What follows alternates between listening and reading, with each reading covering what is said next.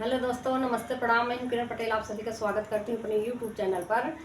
आज मैं एक भजन लेके आई हूं। आप लोग कमेंट बताना कैसे लगा। पसंद आए तो चैनल को सब्सक्राइब करना, लाइक करना और शेयर करना, वीडियो को फुल वॉच करना। जनकपुरी राजा जनक के भवानवा आए दोनों भैया लेने गवानवा आए दोनों भैया लेने गवानवा आए दोनों भैया। जनकपुरी राजा जनक के भवानवा आए दोनों भैया लेने गवानवा आए दोनों भैया। हंसी हंसी सखिया नसिया जी से पूछाई, हंसी हंसी सखिया नसिया जी से पूछाई, कावना देवर हाय कावना सजानवा आए दोनों भैया लेने गवानवा आए दोनों भैया आए दोनों भैया लेने गवानवा आए दोनों भैया।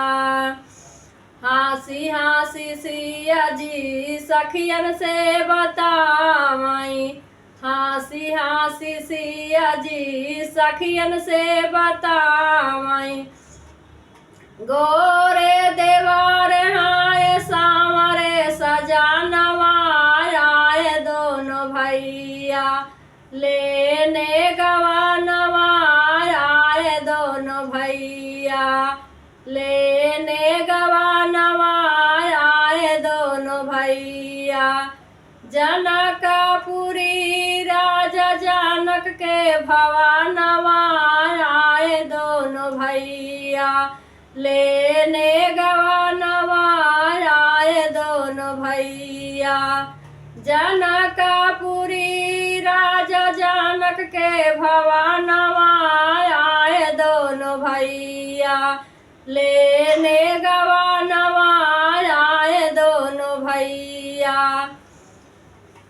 रोई रोई साखिया नसिया जी से पूछाई, रोई रोई साखिया नसिया जी से पूछाई, अब के गए फिर कहिया मिलानवा आए दोनों भैया लेने गवानवा आए दोनों भैया।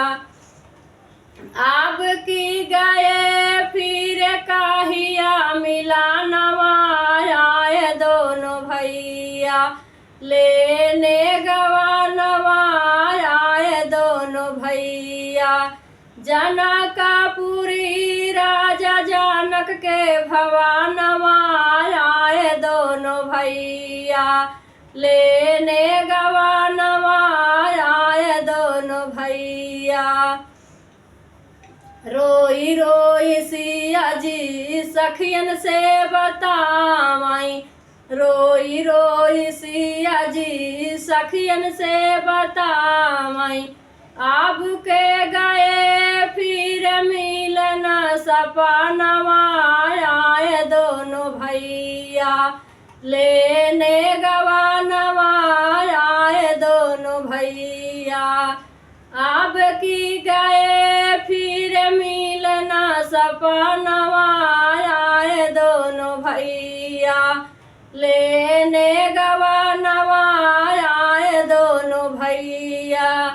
जनकपुरी राजा जनक के भवानवा आए दोनों भैया लेने गवानवा आए दोनों भैया लेने गवा